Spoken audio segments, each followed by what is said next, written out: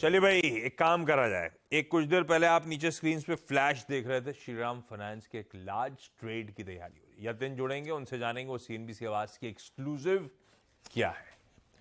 लेकिन शुरुआत कर रहा हूं मैं आज के इंपॉर्टेंट स्टॉक्स में। पहले निफ्टी 50 वाले स्टॉक्स, जहां पे हमें नजर रखनी है निफ्टी के कॉन्स्टिट्यूएंट्स कहां कहां खबरें हैं। भाई ओएनजीसी पहला रखा है। ओएनजीसी के साथ चाहें तो ऑयल इंडिया क्लब कर लीजिए, लेकिन क्योंकि निफ्टी 50 कह रहा हूं इसलिए ओएनजीसी स्क्रीन पे नजर आएगा आपको। फोर्टनाइट खत्म हो गई, 1 से 15 तारीख मतलब फोर्टनाइट। तो रिव्यू करके सरकार बताती थी अब समीकरण क्या बैठ रहे हैं, विंडफॉल टैक्स कितना होगा। 19 तारीख हो गई, अब तक सरकार की तरफ से कोई अपडेट आया नहीं है। अब सूत्रों के हवाले से खबरें ये हैं कि शायद वो नील पे था पिछले फोर्टनाइट और नील पे ही कंटिन्यू कर रहा है, इसीलिए कोई फ्रेश सर्कुलर सरकार की तरफ से नहीं आया है, कोई फ्रेश अपडेट नहीं आया है। तो अजम्पशन ये है कि विंडफॉल टैक्स जस का तस नील पे बरकरार रखा गया। ये अच्छी खबर है किसी ओएनजीसी के लिए, लाइकवाइज अच्छी खबर है किसी ऑयल इंडिया के लिए। एक चीज और, कच्चे तेल के भाव फ्राइडे से आज सुबह के बीच में करीब करीब 70-80 सेंट ऊपर ही ट्रेड कर रहे हैं, तो इसीलिए भी शायद स्टॉक्स हरकत थोड़ी बहुत दिखा सके। ओएनजीसी पे हमेशा की तरह मानस के पास जाऊंगा। मानस, आप चार्ट रेडी रखिएगा, मैं बाकी खबरें पहले पढ़ दूं। डॉक्टर रेड्डीज यूएसएफडी से कह लीजिए मोटा मोटी एक थम्सअप आता हुआ।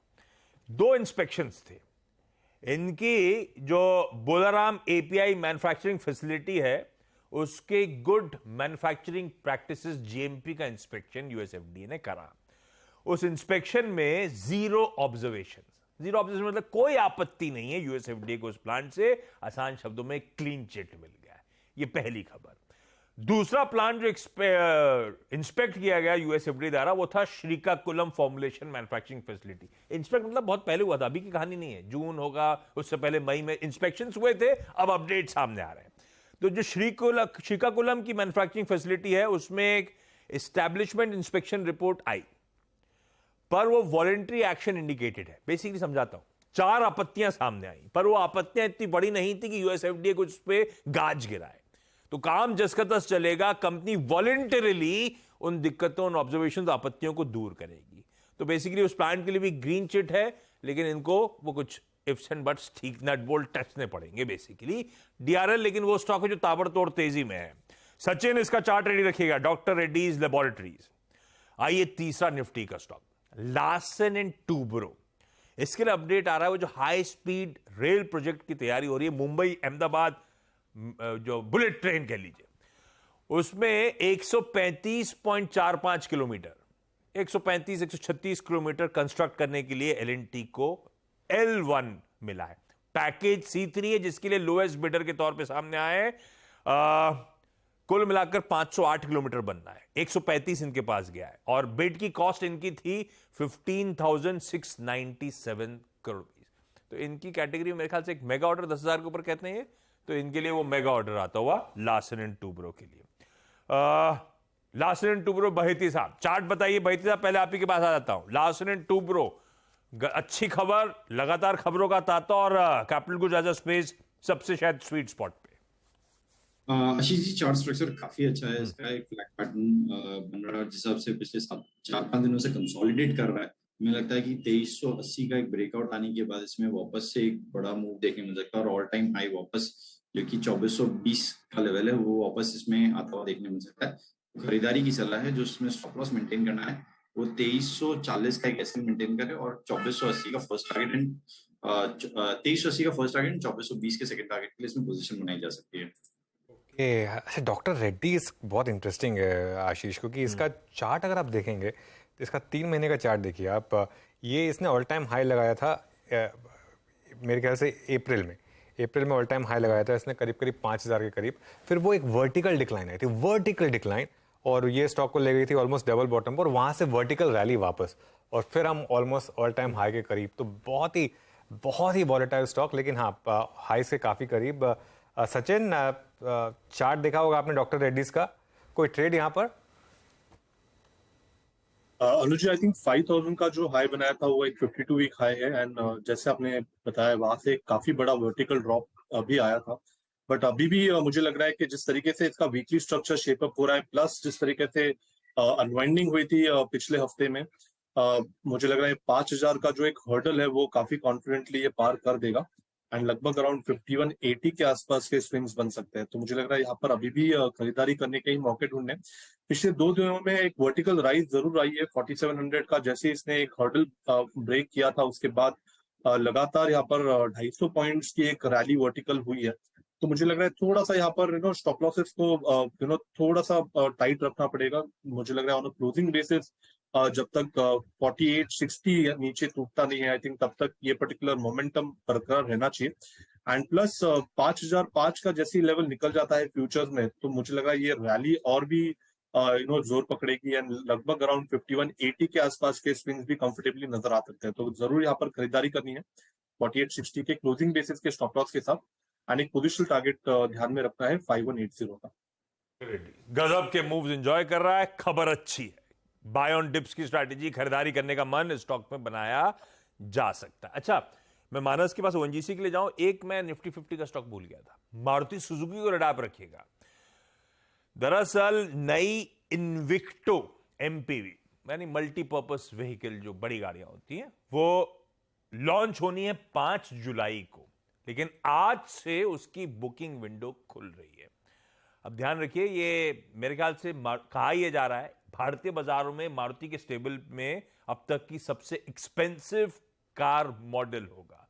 20 लाख प्लस सेगमेंट में ये गाड़ी आती हुई नजर आएगी। तो देखते हैं इस एमपीवी मारुति धीरे धीरे वो रियलाइजेशन जहां बेहतर है एसयूवीज एमपीवीज उन पर पकड़ बनाने की एटलीस्ट लॉन्चेस तो कर रहा है। पकड़ बने नहीं बने वो आगे देखेंगे, लेकिन इस स्टॉक को भी रडार पे रखिए। कविता जी, आप मारुति सुजुकी का चार्ट रेडी रखिएगा, स्टडी कर लीजिए। अच्छे मूव्स के बाद कंसोलिडेट कर रहा है, वैसे थका हुआ है।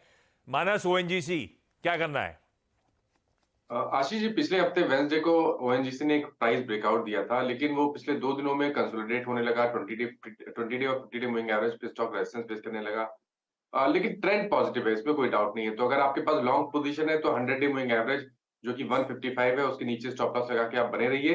फ्रेश खरीदारी 159 के ऊपर करेंगे और अगर 159 के ऊपर निकला तो 164 तक के भाव देखने को मिलेंगे। तो ब्रेकआउट पे 159 के ऊपर खरीदारी करेंगे 157 के स्टॉप लॉस के साथ। लेकिन जो आपके पास अगर लॉन्ग पोजीशन है तो 155 के स्टॉप लॉस से आप बने रहिए। ये है ओएनजीसी, अपने लॉन्ग्स को होल्ड करिए। खबर अच्छी दोनों तरफ से, कच्चे तेल से भी और सरकार की तरफ से फोर्टनाइटली रिव्यू में विंडफॉल टैक्स नील रखने की भी। कविता जी, मारुति चार्ट्स पे कैसा प्लेस, कंसोलिडेशन के बाद वापस चलने की तैयारी कर रहा है कि नहीं? या आशीष जी, राइटली सर, एक अच्छी पिछले वीक आप देखें तो पिछले वीक 5 दिन की गिरावट के बाद एक ट्रफ बनाते हुए दिख रहा है। 9603 की क्लोजिंग है, आई बिलीव 9705 9750 के लेवल्स तक फॉर इंट्राडे मारुति एक अच्छा मूव दिखा सकता है until it is holding yesterday's low like 9550। आप इसमें एक बाय ट्रेड इनिशिएट कर सकते हैं for 9705 9750। अच्छा, सचिन और उनका ट्रेड बुल भी एक्साइटेड है मारुति को लेकर। सचिन एक्साइटेड तेजी को लेकर है, कोई और रीजन है? जरूर तेजी को ही खेलना चाहिए, बिकॉज यहाँ पर जिस तरीके से इसका मंथली स्ट्रक्चर है प्लस इसकी रिलेटिव स्ट्रेंथ जिस तरीके से प्लेस्ड है, मुझे लग रहा है काफी बड़ी हेडरूम यहाँ पर अभी भी अवेलेबल है। एंड बार बार ये पर्टिकुलर स्टॉक एक रैली के बाद एक अच्छा कंसोलिडेशन दिखाता है। तो लगभग आई थिंक रिसेंटली जो जून सीरीज के स्टार्टिंग में एक रैली बनी थी उसके बाद एक करेक्टिव कंसोलिडेशन हुआ था एंड वापस ये पर्टिकुलर मूव रिज्यूम हो रही है। तो इमीडिएट बेसिस में मुझे लग रहा है 10,240 के पहले तो कोई मेजर हर्डल नहीं है। तो ये शॉर्ट टर्म टारगेट मुझे लग रहा है जल्दी अचीव हो जाना चाहिए। बट इवेंचुअली जिस तरीके से क्वार्टरली चार्ट प्लेस्ड है, लॉन्ग टर्म चार्ट प्लेस्ड है, तो मुझे लग रहा है काफी बड़ी यहाँ पर हेडरूम अभी भी अवेलेबल है। तो 11,600 के लक्ष्य क्लियरली यहाँ पर चार्ट पे एग्जिबिट हो रहा है। एंड अभी भी जिस तरीके से यहाँ पर एक फ्लोर सेट हो रही है 9,000 के लेवल के आसपास, तो मुझे लग रहा है अगले कुछ महीनों के लिए ये पर्टिकुलर मोमेंटम बरकरार ही रहना चाहिए। एंड अभी भी मुझे लग रहा है अगर डिक्लाइंस मिलते हैं तो पर्टिकुलर ट्रेंड के लिए काफी हेल्दी होंगे एंड वहां पर भी खरीदारी करने का ही मौका होगा। एंड प्लीज अपने पोर्टफोलियो में भी ये पोजीशन ऐड की जा सकती है 11,600 के लक्ष्य के लिए। ये है मारुति की कहानी भाई साहब। सचिन ने तो 11,600 की बात करी है। रडार पे रखें भाई, बाय ऑन डिप्स है, बहुत अच्छे मूव्स एंजॉय करने के बाद थोड़ा सा पस्त पड़ा है। दोनों एक्सपर्ट्स मारुति को लेकर बुलिश है। अब निफ्टी 50 में एक एचयूएल रडार पे, लेकिन उसकी चर्चा क्योंकि पहली हो चुकी इसलिए मैंने छेड़ा नहीं था इस समय बाद। 22 रुपए का एक्सुवेरेंट वहां पर। अब आइए अगले लेग ऑफ स्टॉक्स। हमने निफ्टी 50 के सारे इंपॉर्टेंट स्टॉक, सारे इंपॉर्टेंट जहां काम की खबरें थी मेंशन हो गई। अगले स्टॉक्स में हिंदुस्तान एरोनॉटिक्स लिमिटेड, दो रीजन का है, एक ही रीजन जो कड़ी जुड़ी हुई है। वो much talked about PM Modi का यूएस दौरा दरअसल इसी हफ्ते शुरू होना है, वेडनेसडे ऑनवर्ड्स। उससे पहले और इस दौरे में सबसे इंपॉर्टेंट, अभी ड्रोन की खबर पिछले हफ्ते आई थी। ड्रोन अपनी जगह $3 बिलियन का ट्रांजैक्शन शायद होगा, डील होगी। ज्यादा इंपॉर्टेंट सबकी नजरें थी वो जीई जेट इंजन की डील। अब वो डील जब कॉन्ट्रोस क्लैरिटी के साथ सामने आएंगे, जब वो सौदा हो जाएगा, लेकिन जो एक्सक्लूसिव नेटवर्क सोर्सेज पिकअप कर रहे हैं उसमें कहा जा रहा है कि इस डील में सबसे इंटरेस्टिंग चीज होने वाली है 80% transfer of technology jet engines की वैल्यू के हिसाब से भारत के पास आएगी। ना यूएस ने, ना यूके ने, ना फ्रांस ने अब तक इस तरह के टेक्नोलॉजी ट्रांसफर्स दुनिया में कहीं करे हैं, लेकिन शायद भारत के साथ फेजेस में यह होगा। और कहा जा रहा है डील साइन होने के 3 इयर्स डाउन द लाइन 80% उस इंजन की वैल्यू का हमारे देश में मैन्युफैक्चर्ड लोकली हो रहा होगा। यह कहानी है एचएएल की, पर यह स्टॉक बहुत ताबड़तोड़ तेजी में। मैं बाकी स्टॉक्स पे जाऊं, इसका एसेंस लूज हो जाएगा। पहले गाबा सर के पास चलते हैं। गाबा सर, क्या तेजी पे है ये स्टॉक? अभी तो 3000 2900 पे कंसोलिडेट कर रहा था और ये 4000 की तरफ बढ़ चुका है। बिल्कुल, हमारा टारगेट जो 3800 का था वो तो अचीव हो चुका। अब बिल्कुल 5 दिन का कंसोलिडेशन हुआ है एचएएल, और मुझे लगता है ये अपूर्ण चलेगा। ये 4000 की तरफ जा रहा है, मैटर ऑफ टाइम। अब किसी को आज लेना है तो ले सकते हैं। स्टॉप होगा 3780 एचएएल का, बस लेना चाहिए। एचएएल उड़ान बढ़ रहा है। एचएएल उड़ान भर रहा है, दे रखिए रडार पे खरीदारी करने का कॉल। अच्छा चलिए यतिन के पास चला जाए, वो एक एक्सक्लूसिव सीएनबी से आवाज की। श्रीराम फाइनेंस को भी अपने रडार पर रखना है। यतिन हाय, गुड मॉर्निंग। क्यों? गुड मॉर्निंग आशीष। देखिए, श्रीराम फाइनेंस की बात करें तो यहाँ 2 बड़े पब्लिक शेयर होल्डर्स हैं, एक टीपीजी कैपिटल है और दूसरा पिरामल एंटरप्राइजेज है। हमको जो सुबह सूत्र से जानकारी मिल रही है वो ये मिल रही है कि ब्लॉक विंडो में किसी भी वक्त श्रीराम फाइनेंस का सौदा हो सकता है इस हफ्ते में, as soon as today.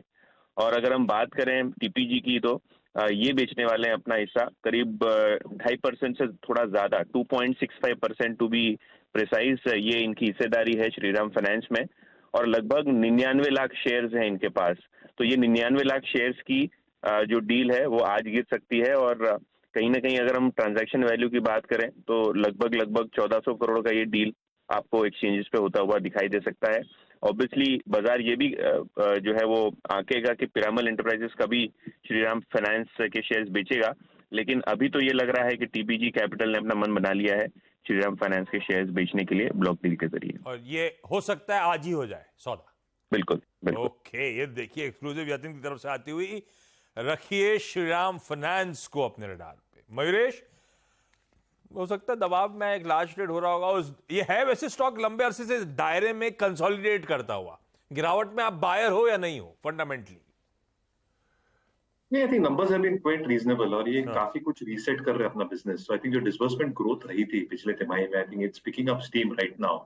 AUM mix में आई थिंक नॉन सीवी जो बिजनेस है that is now picking up pace as well. मुझे लगता है 22% के आसपास आ चुका है और एक्सपेक्टेशन मैनेजमेंट की यही है कि एयूएम ग्रोथ 18 से 20% तक ग्रो होगा अगले कुछ क्वार्टर्स के लिए। बोरोइंग मिक्स ठीक ठाक है, we are at the end of our interest rate hike cycle, और इसलिए आई थिंक निम्स और स्प्रेड्स में हालांकि थोड़ा मॉडरेशन दिखेगा। कहीं ना कहीं I think advance deposit growth और कॉस्ट टू इनकम रेशियोज ये काफी मैनेजेबल है। थोड़ा आई थिंक थोड़ा एक्सपेंसिव हमेशा है ये स्टॉक। तो once this deal is probably over, हमें लगता है on the O'Neil lens I think 1450 ये लेवल्स क्रॉस करना बहुत अहम है, जो की पिवट लेवल्स हैं। अगर ये क्रॉस होते हैं तो आई थिंक वापस एक बार तेजी है स्टॉक में। ये हो गई एचएएल। दिमाग में इसलिए आया कि सचिन लिख रहे थे कि 9G फोर्स नजर आ रहा है उसमें, और गाबा जी कंफर्म कर सकते हैं। गाबा सर 9G फोर्स दिख रहा है क्या एचएएल में? एचएएल कितना बोला आपने? अरे यार, आपने जोक का एसेंस लूज हो गया है। मैं वापस आता हूं आपके पास, मैं बाकी के स्टॉक्स न्यूज पे जा रहा हूं। अरे वीरू नजर आ रहे हैं, क्या हालचाल भाई साहब? वीरू बहुत दुरुस्त और अच्छा लग रहा है आज, थोड़ा चुस्त। गुड मॉर्निंग आशीष, बहुत अच्छा लग रहा है लौट के। छुट्टियों से। Welcome back, welcome back. बस वीरू से- सोमवार की सुबह रखिए भाई वीरू को पैनल की विंडो पे। अच्छा, क्विकली पहले स्टॉक्स न्यूज़ निपटा देता हूं, काम की बात सारी कर दूं ताकि तैयारी हो जाए। अब सारे एक साथ ही कर रहा हूं। जी एंटरटेनमेंट रडार पे सैट की नेक्स्ट हियरिंग आज शेड्यूल्ड है। लास्ट फ्राइडे को हुई थी, तब कहा गया था सेबी को 48 घंटे का वक्त दिया गया है कि पुनीत गोयनका साहब के अपील पर रिस्पॉन्ड करने के लिए। आज वो हियरिंग शेड्यूल्ड, देखते हैं क्या निकल के आता है। Jindal stainless, Jindal steel and power limited, even JSW steel Sachin ने कहा टॉप ट्रेड है। ये रडार पे इसलिए भी क्योंकि एक तो चाइना का स्टिमुलस अपनी जगह, यूके गवर्नमेंट ने जो 4% काउंटर वेलिंग टैरिफ लगाई थी हमारे स्टेनलेस स्टील बार्स और रॉड्स पे, वहां जो इंपोर्ट किए जाते हैं वो हटा दिए। ये अच्छी खबर है स्टॉक्स के लिए, ध्यान रखिएगा। एबीबी इंडिया को कानपुर मेट्रो के इलेक्ट्रिफिकेशन सॉल्यूशंस डिलीवर करने, डिप्लॉय करने। कैस्ट्रॉल इंडिया ने टाइप करा है महिंद्रा इंश्योरेंस ब्रोकर्स के साथ। ये टाइप हुआ है कैस्ट्रॉल ऑटो सर्विस वर्कशॉप्स के लिए। गुफिक बायोसाइंसेस, आमतौर पर चर्चा नहीं होती, लेकिन इसकी एक दवा को चाइना से मंजूरी मिली है। प्रिलोकेन अप्रूवल आया है। बेसिकली उस प्रोडक्ट का चाइना में कमर्शलाइजेशन हो पाएगा, तो अच्छी खबर ये गुफिक की। लेकिन गुफिक का स्टॉक बहुत फटा हुआ है, ध्यान रखिएगा। हैवेल्स इंडिया, इस कंपनी के शेयर होल्डर्स ने कंसर्न्स रेज करे हैं अनिल राय गुप्ता साहब के रेम्यूनरेशंस पर। अनिल राय गुप्ता साहब यानी कि इस कंपनी के चेयरमैन और मैनेजिंग डायरेक्टर। FY24 के एस्टिमेटेड रेम्यूनरेशन सामने आए 28 करोड़ 84 लाख के। हालांकि हैवेल ने क्लैरिफाई करा है कि रेम्यूनरेशन स्ट्रक्चर में कोई बदलाव हुआ ही नहीं है। पीबीटी का 1.8% पे ही ओवरऑल रेम्यूनरेशन है, जबकि लिमिट 5% की है। ठीक है, लेकिन ये रखेंगे रडार पे आज। एक्सिस केट्स ने 100% एक्विजिशन करा एक एड सॉल्यूशन नाम की कंपनी का, जो ऑटोमोटिव डिजाइन और डेवलपमेंट के काम में है। कैनफिन होम्स की आज बोर्ड मीट है। दरअसल एजीएम में जो प्रपोजल्स रखे जाने उस पर बोर्ड विचार करेगा, quit essentially fund raising, shares और बोरोइंग्स के जरिए। एनएमडीसी स्टील, इसको लेकर रिपोर्ट्स आई हैं कि सरकार शायद फाइनेंशियल बिड्स इनवाइट करे वंस इसका जो ब्लास्ट फर्नेस छत्तीसगढ़ में इरेक्ट हो रहा है कमीशन हो जाए उसके बाद। दरअसल उसके बाद सरकार का मानना है कि अच्छे खासे वैल्यूएशंस में इजाफा देखने को मिलेगा, तो इसको भी रखिए रडार पे। चीनी कंपनियां आज सुबह नीरज वाजपेयी मेंशन कर रहे हैं भाई इंटरनेशनल मार्केट में शुगर की कीमतें और फट रही हैं, $26.45 पे पहुंच गई हैं। पर याद रखिएगा हमारे एक्सपोर्ट पे कर्ब्स लगे हुए हैं, रिस्ट्रिक्टेड है। हम कितना फायदा भुना पाएंगे उसका क्वेश्चन मार्क, लेकिन ये सेंटिमेंट पॉजिटिव है। हमारे एक्सपोर्ट पे जो कर्व लगे हैं उसी के चलते इंटरनेशनल मार्केट्स में वैसे चीनी की कीमतें बढ़ रही है। लार्ज ट्रेड्स क्विकली बता देता हूं क्योंकि समय खत्म, मैंने सोचा पहले अलग से करूंगा। कल्याण ज्वेलर्स, इसमें लार्ज ट्रेड हुआ 6 करोड़ 41 लाख शेयर्स में ख्याल से वाबर्ग पिंकर्स ने बेचे। BNP Paribas, Franklin Templeton, Nomura सब ने खरीदारी करी है। ये स्टॉक उस लार्ज ट्रेड के बीच में 15% फ्राइडे को उछला था। आवास फाइनेंशियल्स में फिर से लार्ज ट्रेड हुआ है। फिर से इसलिए कह रहा हूं, कुछ दिन पहले फिर मेंशन करा था, स्मॉल कैप वर्ल्ड फंड ने तब भी माल छोड़ा था और फ्राइडे को भी 7 लाख प्लस शेयर्स बेच दिए 1350 के भाव पे। आईएफएल फाइनेंस में लार्ज ट्रेड हुआ। एफआईएच मॉरिशस ने 50 लाख शेयर्स बेचे। वो पूरा का पूरा चंक दरअसल डीएसपी म्यूचुअल फंड ने एब्जॉर्ब करा। ये है वो स्टॉक्स जो रखने हमको रेडार पे। अच्छा, मैं इन स्टॉक्स में से कुछ चुनिंदा स्टॉक से बात करूं उससे पहले पीवीआर आइनॉक्स फ्राइडे को ही पिट गया, 3% करेक्ट हो गया। सतपति साहब ने कहा था मैं जाऊंगा, मैं देखूंगा। फ्राइडे को छुट्टी मार के फर्स्ट हाफ में चले गए थे क्या? नहीं आशीष जी, रात को गया था। क्या रिव्यू क्या कहते हैं भाई साहब? और स्टॉक पे क्या उस रिव्यू को देखते हुए या फिर जेन्युइनली चार्ट्स पे प्लेस्ड कैसा लग रहा है? आशीष जी, मुझे लगता है कि ये थोड़ा सा न्यू जेन मूवी है। ग्राफिक्स और वीएफएक्स अच्छे यूज किए। बाकी थोड़ा लैंग्वेज पे ध्यान देना चाहिए था, क्योंकि हमने जो हमेशा देखा है, रामायण देखा है, महाभारत देखा है, तो वो कहीं ना कहीं बैक ऑफ द माइंड चलता रहता है कि वो जो आप कह सकते कि डिफरेंस कि जो बच्चों को 10 साल के 12 साल के उनको एक अच्छा लगता है, लेकिन हमें थोड़ा सा वो फील आता है क्योंकि हमने पुरानी चीजें देखी हुई है, तो वो होता रहेगा। देखिए चार्टिकली मुझे लगता है कि ये पीवीआर में परसों के दिन जो रिवर्सल हुआ और जिस तरह से यहाँ पे प्रेशर माउंट हुआ, आज के लिए इंपॉर्टेंट होगा इसका लेवल 1440 का। अगर 1440 का लेवल टूटता है तो प्रोबेबली ये जो स्ट्रेंथ रिगेन करने की कोशिश हुई थी बुल के द्वारा वो फिर फिजल आउट हो जाएगी 1440 के नीचे। फिर से सेलिंग माउंट होगी 1350 तक, यानी जो रिसेंट लो था वहां तक ये फिर से टूटेगा। तो आज के लिए कीनली वॉच करें 1440 अगर टूटता है प्री ओपन के बाद, बाजार खुलने के बाद, तो फिर आप यहाँ पे सेल कर सकते हैं।